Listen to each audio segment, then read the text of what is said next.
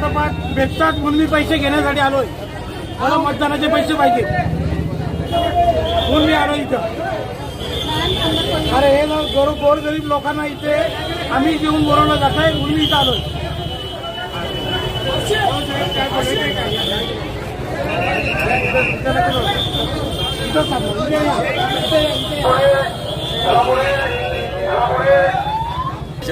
पक्षांच्याला मी सांगून कंटाळलोय. निवडणूक आयोगाला सांगितलंय, निवडणूक आयोगाने पण ऍक्शन घेतली नाही काही, आणि पोलीस प्रशासनाने पण ऍक्शन घेतली नाही. डीसीपींशी 2 वेळा बोललोय, एसीपींशी बोललोय, अजूनपर्यंत कुठल्या प्रकारे इथे ऍक्शन होत नाही. त्यामुळे मी आता इथं धरणे आंदोलनाला बसणार आहे. आणि ही पब्लिक जोपर्यंत इथे शांत होत नाही, पावती काढायची तर आतमध्ये काय गर्दीचा संबंध आहे? पावती इथून काढून इथून पब्लिकला गेलं पाहिजे बाहेर.